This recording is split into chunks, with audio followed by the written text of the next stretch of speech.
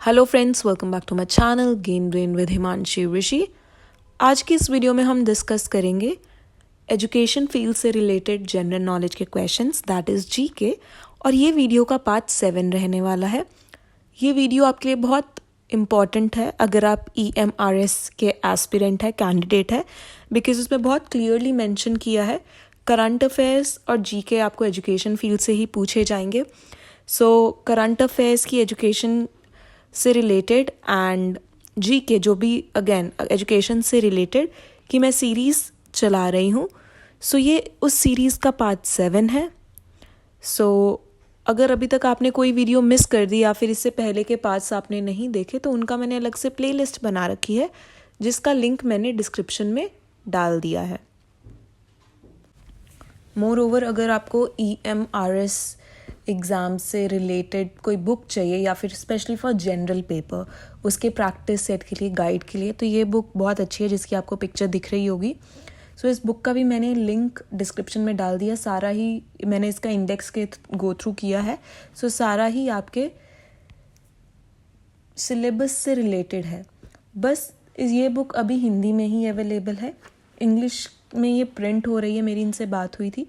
सो अगर आपको ये परचेज़ करनी हो आप लिंक देख सकते हैं डिस्क्रिप्शन बॉक्स में, और आपके सामने कूपन कोड भी दिख रहा होगा। अगर आप ये लगाएंगे तो इससे आपको 10% का डिस्काउंट भी मिल जाएगा। So now without wasting any time let's get started with the questions. First open university in India was established in the year. So ये इंग्लिश हिंदी दोनों में ही है, ये वीडियो बाइलिंगुअल है। सो इसमें हमें बताना है भारत में सबसे पहली ओपन यूनिवर्सिटी कौन से ईयर में खोली गई थी। 1966, 1985, 1986 या फिर 1982।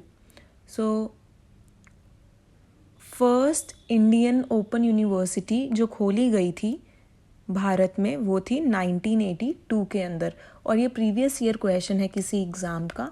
सो इम्पॉर्टेंट है, एजुकेशन फील्ड से रिलेटेड है। सो 1982 में आपको याद रखना है। फर्स्ट यूनिवर्सिटी नहीं, हमने फर्स्ट यूनिवर्सिटी कब खोली गई थी वो हमने डिस्कस कर लिया। इंडिपेंडेंस डे के बाद कब खोली गई थी 1948 में, वो भी हमने डिस्कस किया पहले की वीडियो में। अगर आपने इससे पहले का 6th पार्ट देखा होगा उसके अंदर मैंने बहुत अच्छे से डिस्कस किया इंडिया की पहली कौन सी यूनिवर्सिटी थी, इंडिपेंडेंस इंडिया को मिलने के बाद कौन सी यूनिवर्सिटी पहली थी, और यहाँ पे अभी हमने डिस्कस किया ओपन यूनिवर्सिटी पहली कौन सी थी। तो हमें तीनों क्वेश्चंस में कंफ्यूज नहीं होना। 1982 में खोली गई थी। आप उस यूनिवर्सिटी का नाम भी याद रखिएगा, डॉक्टर भीमराव अंबेडकर यूनिवर्सिटी, जो कि हैदराबाद में खोली गई थी। ठीक है, ये भी ऐसे भी पूछा जा सकता है question. Next question, in which year was राष्ट्रीय माध्यमिक शिक्षा अभियान RMSA लॉन्च्ड। हमें बताना है राष्ट्रीय माध्यमिक शिक्षा अभियान कौन से ईयर में लॉन्च किया गया था। बहुत इंपॉर्टेंट स्कीम है ये एजुकेशन की, तो इसलिए ये क्वेश्चन रखा है मैंने। हमारे पास 4 ऑप्शंस है, 2010, 2009, 2000 या फिर 2006।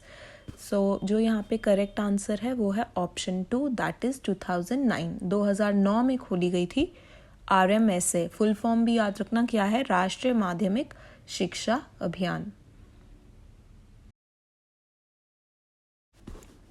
Next question, which commission recognized the strengthening of social and national integration as one of the main goals of education। मैं हिंदी में भी पढ़ देती हूँ ये question.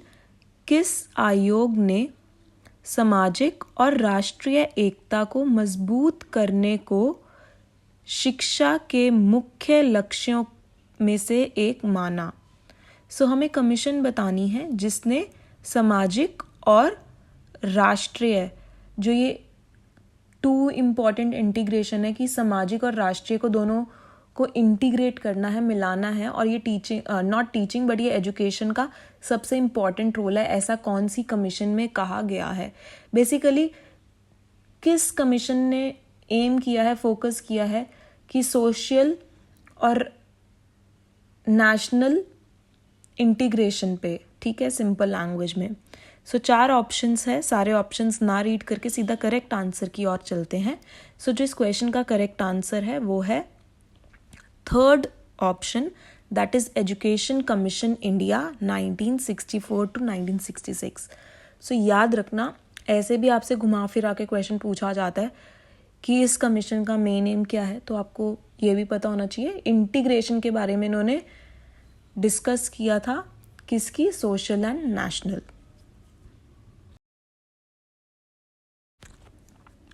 Next question. I hope आपको ये वीडियो पसंद आ रही होगी. बहुत से लोग कमेंट करते हैं मैम हिंदी में भी डालिए, हिंदी में भी करिए. सो इस वीडियो में मैंने हिंदी में भी किया है ट्रांसलेट. सो वीडियो को ज़रूर लाइक करिएगा एफर्ट्स को देखते हुए. कमेंट सेक्शन में भी बताइएगा कैसे लगे questions and video. Next question. District primary education program, full form किसकी है ये, DPEP की, was launched in the year. हमें बताना है डिस्ट्रिक्ट प्राइमरी एजुकेशन प्रोग्राम ये कौन से ईयर में लॉन्च किया गया था, इस्टेब्लिश किया गया था. सो 4 ऑप्शंस है, 1990, सेकेंड ऑप्शन 1994, 1998 या फिर 2000. सो जो इस क्वेश्चन का करेक्ट आंसर है वो है ऑप्शन सेकेंड, दैट इज 1994. क्या है, district primary education program. Next, which of these is not one of the 4 pillars of education highlighted by Delors Commission? बहुत important कमीशन है डेलॉर्स कमीशन. जिन कैंडिडेट्स ने preparation करी होगी KVS के टाइम, उसमें आपने शायद ये पढ़ा होगा. सो इम्पॉर्टेंट, बहुत इम्पॉर्टेंट कमीशन है. हिंदी में भी पढ़ देती हूँ. इनमें से कौन सा डेलॉर्स कमीशन द्वारा उजागर किए गए शिक्षा के 4 स्तंभों में से एक नहीं है. सो देखते हैं कौन से इसके 4 मेन पॉइंट्स या पिलर्स है. आगे हम डेलॉर्स कमीशन को अच्छे से पढ़ेंगे नेक्स्ट इस आंसर के बाद. सो 4 ऑप्शंस देखते हैं. Learning to be, to have, to know या फिर टू लिव टूगेदर. सो जो इस क्वेश्चन का करेक्ट आंसर है वो है टू हैव. टू हैव इसका 4 पिलर में से एक पिलर नहीं है, where as learning to be, to know and to live together इसके 4 पिलर्स हैं. अब हम जानेंगे कि ये डेलॉर्स कमीशन है क्या. सो जैसा कि मैंने आपको बताया, डेलॉर्स कमीशन बहुत इंपॉर्टेंट कमीशन है. क्योंकि ये है education for the 21st century. ठीक है, अभी हम 21st सेंचुरी में जी रहे हैं और इस कमीशन का नाम ही यही है कि education for the 21st century. So जो इसमें एजुकेशन के पॉइंट्स है वो आज की सेंचुरी से रिलेटेड ही लिखे गए हैं. सो आप याद रखना, ये जो मैंने रेड से हाईलाइट किया है वो इम्पॉर्टेंट पॉइंट्स है. सो याद रखिएगा 1996 में ये लॉन्च की गई थी और इसे education for the 21st century भी बोला जाता है. अब दूसरा इम्पॉर्टेंट पॉइंट क्या है यहाँ पे, इसने मेन फोकस किया था, इंट्रोड्यूस किया था वोकेशनल एजुकेशन एंड ट्रेनिंग को.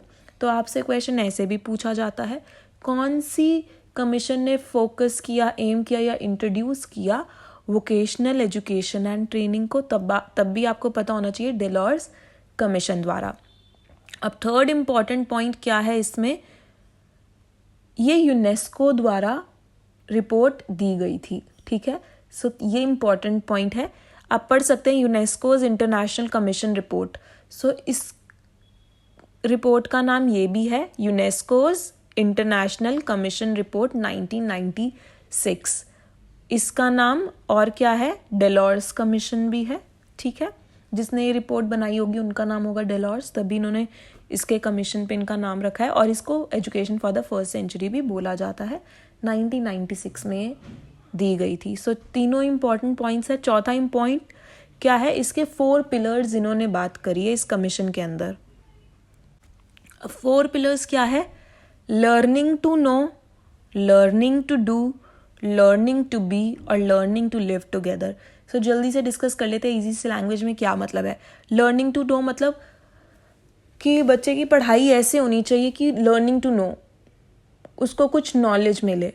ठीक है. लर्निंग टू डू मतलब वो नॉलेज प्राप्त करके उसको एप्लीकेबल मतलब उसको अप्लाई कर सके। ठीक है, हमने पढ़ तो लिया बट उसको वो प्रैक्टिकली अपनी डे टू डे लाइफ में टू डू मतलब कर सके। ये नहीं कि सिर्फ पढ़ के वो उसे कोई फ़ायदा ही ना मिले, नहीं, वो उसे प्रैक्टिकली भी कर सके, ऐसी नॉलेज उसे दी जाए। Third, learning to B.